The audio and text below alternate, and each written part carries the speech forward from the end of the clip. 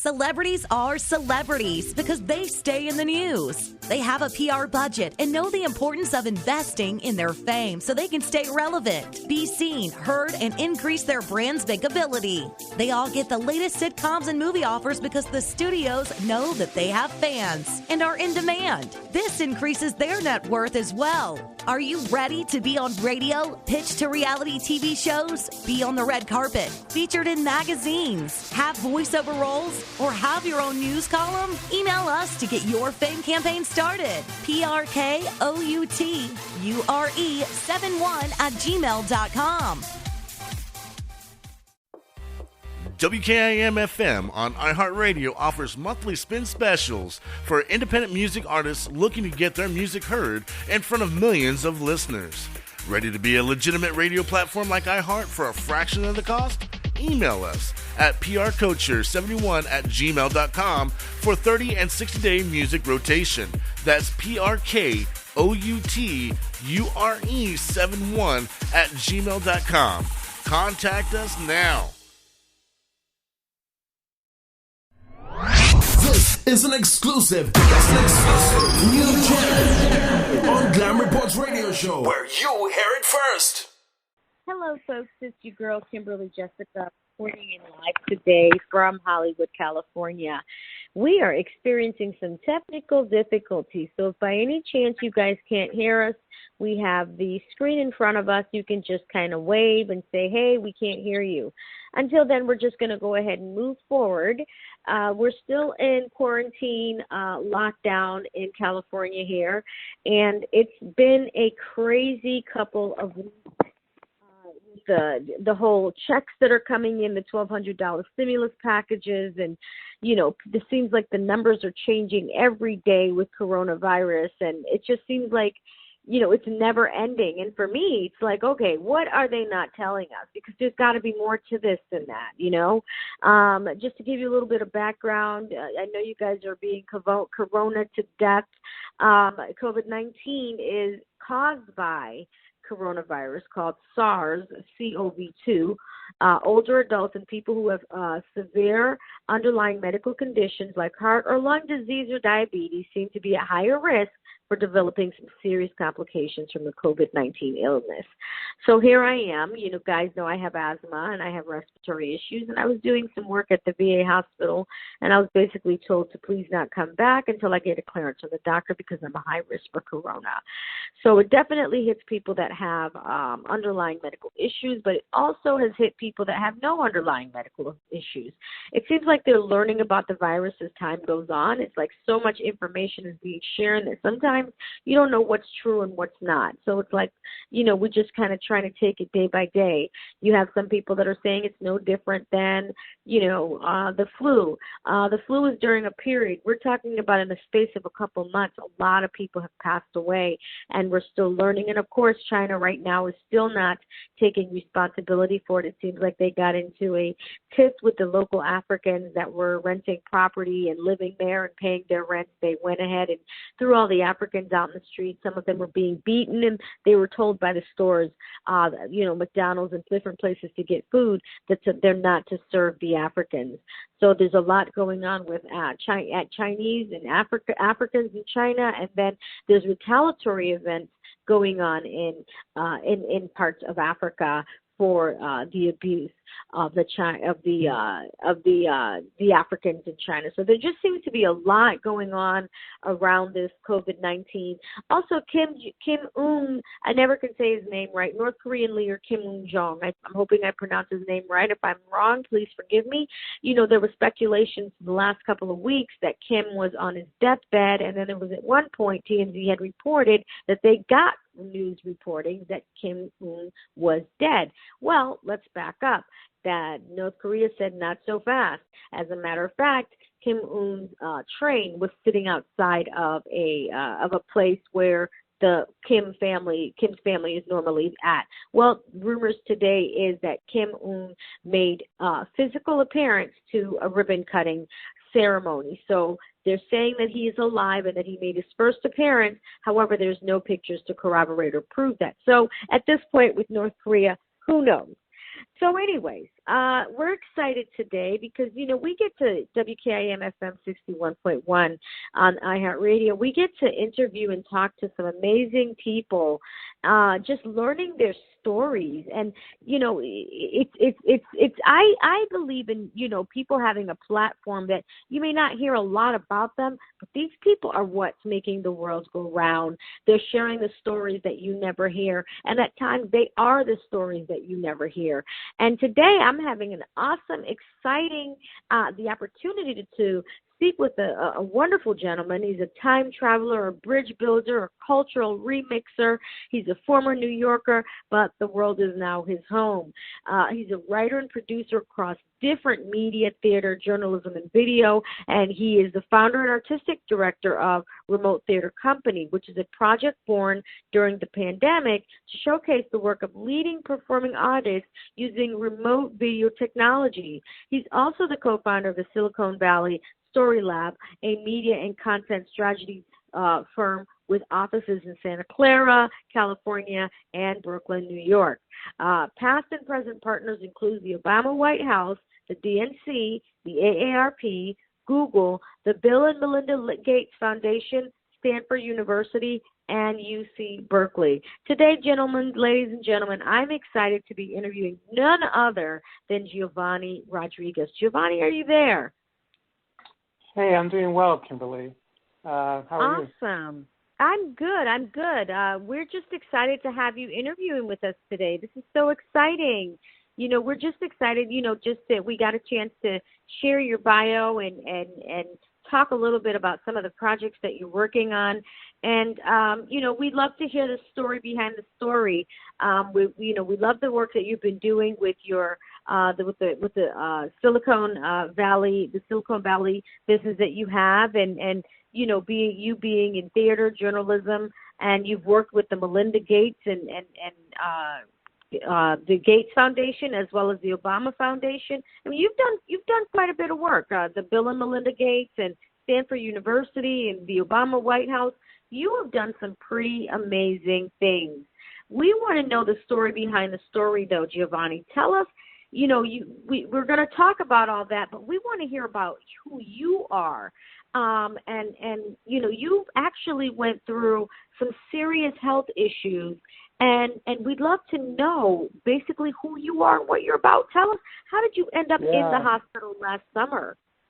Yeah, thanks for asking, Kimberly, and thank you for all the compliments.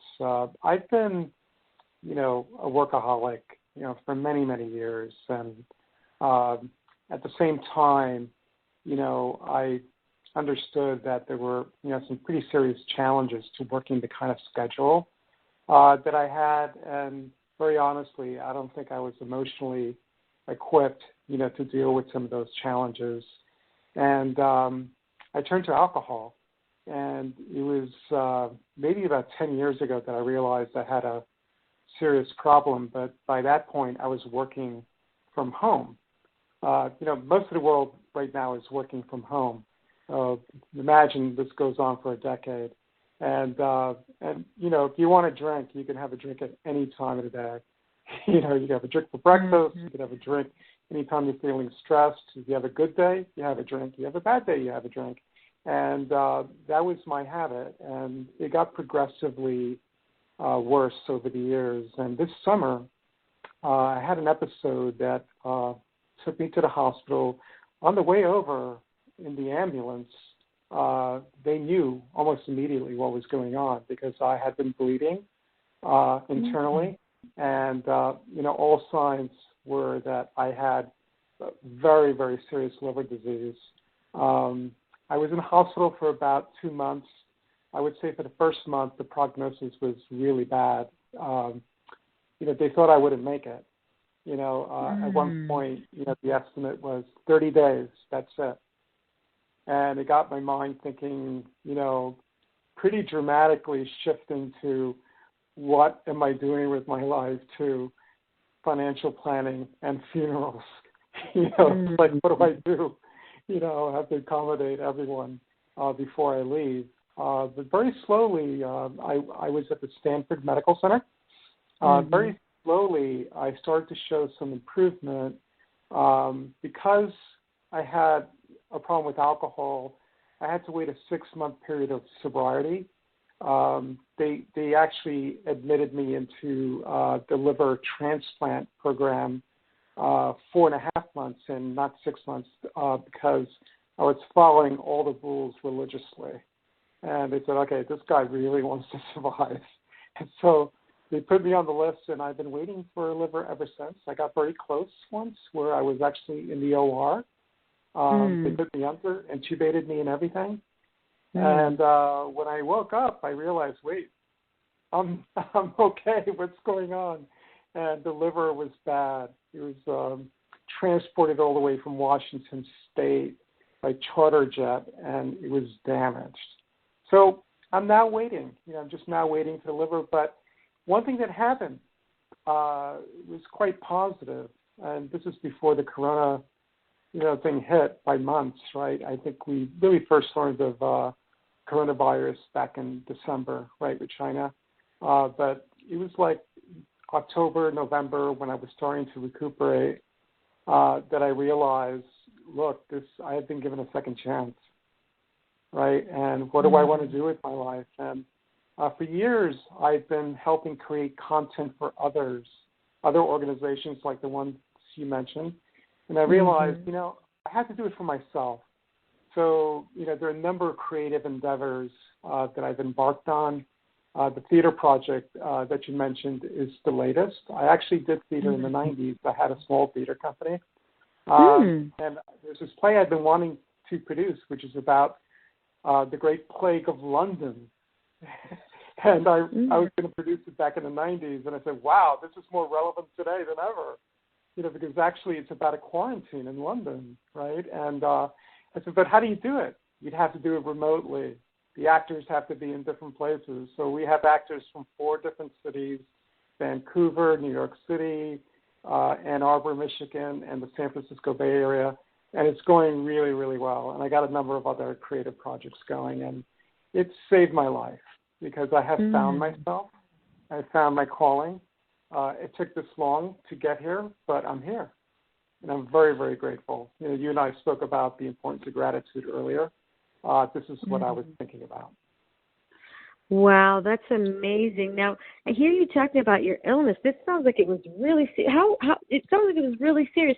Tell us how bad was it, Giovanni? Yeah, well, for our listeners who are familiar with liver disease, I have cirrhosis of the liver and hepatitis, alcohol, and there's this thing called the MELD score, MELD, and it's used for predicting how long someone can live, and it's also used for determining who gets to liver fastest. Like the sicker you are, there's a catch-22. The sicker you are, the higher your score, and the easier the chances are that you'll get a liver. I had the very worst possible MELD score. I had a 40, and that's the top of the range, and like a average human being is under 4. And I'm now hovering like around 20, 21, still very sick, but at that time when I was measured that way, it was seen as fatal. It was seen as like, we're not sure we can do this, but we're going to try everything. That's how bad it was. Yeah, it got that bad. Yeah. Wow, that's yeah. Near death. How did death. Yeah, literally. I mean, how did you survive, Giovanni? How did you survive? I'm really glad you asked that question because I've been thinking about the survival thing a lot lately. And I told a friend of mine is that I think we're wired to survive. If you respond to, that very, very basic human drive, survival of the self, and there's the survival of the species, which I think are very similar, you will find enormous resources. And there are a number of things. So like the body fights to live, but also, you realize that you're not alone. We're kind of brought up with this myth that we're on our own, but the truth is we're part of a species, and a species part of nature, and it's very a very strong need for people around you to help you in whatever way they can. You know, I entered this not being a very religious person, and now I am, but, you know, in a very personal way. You know, my concept of God is very different from my mom, who's a Catholic, you know, and I grew up Catholic and I left the church. But there are people that prayed for me. There are people that have cared for me, you know, physically, the nurses, the doctors, my wife, who's kind of like the head nurse, really. You know, she makes sure that I get my meds at the right time, put up with all my shenanigans, you know, forgave me for my sins. And, you know, she can even see it as forgiveness. And, you know, supportive family, really important, but friends as well. You really begin to understand that when you're in need, that people actually want to give. They do. It's just the way we're wired to survive, and we're wired to help others survive. You know, given the right opportunity, people will do it without question. You know, like people. Also, yes, offering me things that I couldn't do. Like, you know, I had a friend who said, "Can I bring you some Indian food?" I said, "I would love to, but guess what? I can't eat." Oh my gosh! I can't have the salt. I can't have all the stuff that I love about Indian food. So thank you. You know, I appreciate the thought, and that was enough, right? But yeah, that's how I would sum it up. It's we want to survive, and we want to help others survive. Wow, it's so important, like you said too, though, Giovanni, to have a support system. You know, and you sound like you had a great team built around you that was caring for you, and that's another piece of it. It's wonderful that your wife is basically the head nurse. You know, just having somebody to look over your shoulder and say, you know what, you take care of, you know, getting better, and I'll take care of the logistics. You know, making sure that you get better. And that's so important in the healing process, is to have people in your corner that actually have your back and will take care of you till death do you part. And that's the beautiful part about marriage. It really is, in sickness and in health.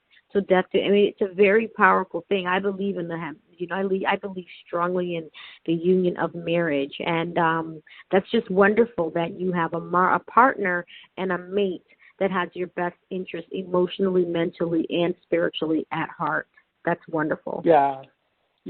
I mean, I feel, you know, that gratitude, you know, every single day. I have to, you know, I fall asleep with prayers. And because I have such an odd conception of God, I kind of see it as having conversations with myself, you know, conversations with my best self. And, you know, she's always on the list, you know, always, you know, because, you know, it is hard taking care of somebody, you know, and, you know, and there was hardly anything I could do for myself, you know, at the beginning. Now, you know, I'm a lot easier. I just forget my meds.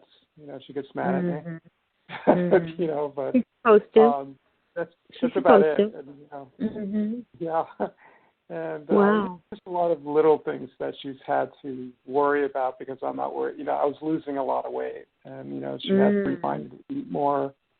You know, but yeah, and you know, and beyond the marriage bonds with other people and family, I had a very tough relationship with my mom over the years, and we repaired that relationship, fortunately, actually before all this happened to me.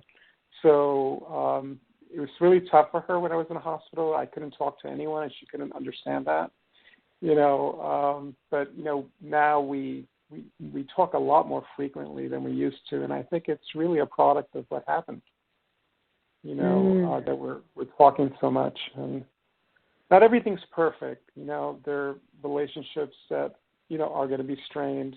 I also have to be I'm very fortunate to have clients, you know, because I'm a consultant, and, you know, they've been fantastic, you know. So, you know, take time, you know, and I said, no, I want to work right now. You know, and so I've been working, and it's been good for me. I've been working through, you know, I would say the last 4 months I've been working. You know, since December I really started to pick up again, and we're on our feet. You know, we're not. You know, we had to raid, you know, the retirement funds, you know, when I was out of work so long, but now it's like, we're very fortunate that way. So many people don't have work right now. That would have been very true. Just a little tougher for us. We could have continued for a while, but very uncomfortably. We're living in a very expensive place, Silicon Valley, and it is. My son wants to go to college, and it's probably going to be a private college, and which is outrageous now, by the way. It's like nothing like what it was when I went to college, Wow. How has this changed your work, Giovanni? In what capacity has this changed your work? Well, the work I do for money, it really hasn't changed, except what I would say is that a lot of the work I do right now for clients has really focused on writing, because that's something that I can easily do from my bedroom where I spend most of my days, right? And so that's kind of a subtle shift. But my other work, and I consider it as important, as my money work, is the creative stuff. And what that's done is to tap a part of my being, my soul, so to speak, that's been latent. It was just like there all along. And it's what I do best, and it's what gives me, the most pleasure, which is really important. We have to feel good, about what we do. And I think ultimately the greatest value, because I think, writing and filmmaking, you're in that world. You have, you do it because you want to, I'm sure. Right. But it has this effect of changing others too. Because if you can, I've been speaking to a playwright, is Naomi Wallace. She's the author of the play that I'm, staging next Saturday. Not this Saturday, it's the coming Saturday. And, she's talked to me about inhabiting characters. And that's something that I've discovered. When you're writing fiction, you're going into somebody else's world. You're entering their skin. And it's a really important human need to do that. It's another way of staying connected to the species. I've been experimenting. Like some of my stuff is just absurd and humorous, but I even imagine myself as a 3-year-old girl, complaining to her mom. Yeah, I said, wow, this is fun. You just start to imagine what it's like. What their needs are very different. Like change my diaper. Things like that. Girl characters especially. I've had fun doing that. But characters of all ages, and it's really wonderful. It's a wonderful experience being able to inhabit. And if you're a reader or a viewer of films, you get the same experience, only it's in a more passive manner, right? You're just sort of taking it in. If you're on the creative side, you're breaking down all the barriers to make it possible to have that communion with your audience. And I love that. It's just a wonderful calling, and I wasn't accepting it as a calling because I thought maybe it was selfish. And, a couple of people told me, no, that's really the wrong way to look at it. Perhaps you could have become a priest, but I'm glad that you're not. Wow. We have enough of those people, because that's my other thing. I just really love to counsel. All my clients know that too, by the way. I'm not just a consultant, I'm a counselor. And we would never call it that. It's more like I'll listen to their challenges and try to help them sort through the difficulties. And, anyway, you like helping people find yourself. Yeah, exactly. Yeah, and helping people because you're helping yourself. You have to be healthy. You have to be happy to help others. And that's really being true to yourself, right? And and I think that that's an opportunity that anyone who comes close to death has. And by the way, with the lockdown, I think we all have that opportunity right now, really, even though I don't think death is, a certainty for anyone except for those, who are that sick, of the coronavirus. The fear is there and the isolation is forced on you, but you have an opportunity to really decide, what do you want to do with your life? Mm-hmm. Wow. Wow. Anyone, it could be anything. It could be anything. You could decide, hey, I wanted to become a lawyer. Why can't I be a lawyer? And I said, yeah, right on. Go ahead. You should. Wow. Just basically the energy of you can be and do anything you want to do as long as your heart's in it. It's really what you want, Yeah. The calling is a funny thing, funny word, Kimberly, but I like using it because it's a recognition that it's not just you saying it. You usually hear other people say it because it's hard to see yourself. Right. But, it usually takes a few people to say, hey, Kimberly, you know what you really are? Blah, blah, blah, blah, blah. And I'm sure you've had that experience and you go, wow, thank you. Yes. Yes. It is something that you receive. It's a gift from people. It is. It's beautiful.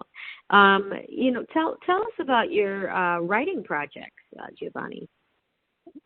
Yeah, so I decided to just go experiment on lots of fronts. So I've been writing a lot of poetry. I made up this fake contest. I made up this fake contest between me and Shakespeare because he wrote 154 sonnets. I said I'm going to take him down, and so I have 170 now. And half of them are funny, half of them are serious. But it's in poetry, writing sonnets. I don't know if we talked about this, Kimberly, but what's really beautiful about a sonnet is that there's a structure you have to follow. There are several kinds of forms, but they're all forms. And the one that I've chosen, you have to have 10 syllables a line, be 14 lines. The last 2 lines have to bring it all together, right? And rhyming is optional. I try it every now and then, but it's not the most important thing. But that constraint that you put on yourself actually breeds creativity because you're working within the confines of this form. So that really helped me with a lot of other things because then I started on fiction. And so I've written 4 short stories so far, and I'm trying to write a collection that I hopefully can publish. I continue to write for Forbes. I've been writing for Forbes for about 10 years now. Wow. Maybe 300 articles so far, and most of them profiles on people that I like, right? One of those people. Yes. And I'm experimenting with theater now too. Now that I have this, funky, brand new, remote theater company, I have an opportunity to develop, some plays. And what's really interesting is that they all have something in common. All those forms have so you learn, if you learn one field, you could export that learning to another. The poetry has really helped me with the fiction, and the fiction is now going to help me with the playwriting because a lot of my fiction, a lot of good fiction, is driven by characters and dialogue, right? And that's what, that's all that playwriting is. It's characters and dialogue, and a beautiful story arc. Each has its own rules, but, they're all related.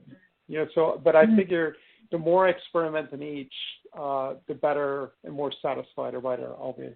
So that's what I've been doing. Wow, Giovanni. In spite of tragedy, you are tragedy to triumph energy.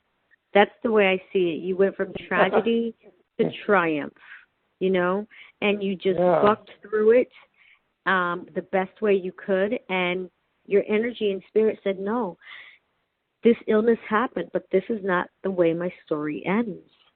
And you wrote a new ending. I could see you kind of like the guy from, Once Upon a Time, that series. I used to love it so much on ABC. And, he was, Henry was writing the future. He was the writer. And no matter what happened, no matter how many times he got sick, lost family, lost people, he always had the opportunity to change his story through writing. And that's the same thing I see with you. It's like you're changing your story. You changed how your story ends, and you took charge of your life. And that's the beautiful part of being the type of person that you are, is that you let the pen, you took your power and added it to the pen, and you rewrote your life, literally, through your screenplays, through your theater, through Forbes, through you've literally written your life. And I can't wait to see what's next, because this is so exciting. It's like you're on a journey. And as you were talking, I was literally looking at you from an objective place where I could just see you going down this up and down valleys and different roads and different turns, but they all came out to your higher good. And that's the beautiful part about your story, Giovanni. And I just want to thank you today for sharing with us today on iHeartRadio your story and your triumph and your just raw truth. And it's so relatable to other people, even myself. So I just want to thank you for that. No, well, thank you, Kimberly. And, it reminds me, though, that, fate and fortune always has a role in this. And it could have gone wrong despite my efforts. And I'm really happy, very grateful for that. There are a lot of people who get close to death and they succumb. And it's not their fault. Right. Almost anything can go wrong. It could be the wrong, procedure in the hospital. It could be, just, getting worse beyond things you can control. And you got to appreciate that and understand that, yeah, I did everything I could, but if it weren't for the grace in this world, I would not be here. So it's always that, what you can't control. But you do the best you can, right? Right. That's all you can do. Yeah, that's what I tell my son. I said, it's kind of like the AA thing, It's you have to know that. It actually it's older than the AA. It's this thing called a Serenity Prayer. Have you ever heard that? It's control the things I can, and absolutely. Exactly. God's given you the strength. Yeah. You do what you can. You do what you can. Do what you can. Right. 2 out of 3 ain't bad. Do you know what I mean? Exactly. Yeah. It's like betting, right. You're going to go bet. My dad was, by the way, that's another story. My dad was a pool player. And, you told me, I asked him, wait, do you go to racetracks? I said, no, that's a game of chance. I said, well, what's pool? I said, man, there's no chance that Wow. There's not a chance. There's not a game of chance. And he really opened my eyes. I said, oh, my God, yeah, he was a hustler. Wow, that's so funny. Nobody could beat him. Yeah. So, anyway, thank you so much, Kimberly. I appreciate it. Absolutely. Do you want to give a website and how we can follow you, get in touch with you, and keep up to date with your project? Yeah, and it's kind of it's kind of a long website, but it's www. Silicon Valley Story Lab, and that's kind of a long word. Or my theater company too, remote.theater. Yeah. .theater is now this is new suffix, for an internet site, and it's wonderful, because it just opens this entire world of performance up to new entrepreneurs, but so then that might be the easiest, because I'm going to be connecting between both organizations, and that's an easier one to find, remote.theater. Okay, great. Thank you again, Giovanni, for interviewing with us today. Thank you for sharing your beautiful story. A lot of our listeners can relate to that, and we love you to pieces, and we want to invite you anytime you want to come back to WKIM FM 61.1 on iHeartRadio. Interview with us, you are welcome anytime. You have a home away from home right here with us on iHeartRadio. Really wonderful, and thanks to all the listeners out there. Really appreciate it. Thank you so much, Giovanni. God bless you, and we'll talk to you soon. Okay. Thank you, Kimberly. You're welcome. Okay, guys, we're going to go ahead and check the traffic and the weather, and we'll be right back.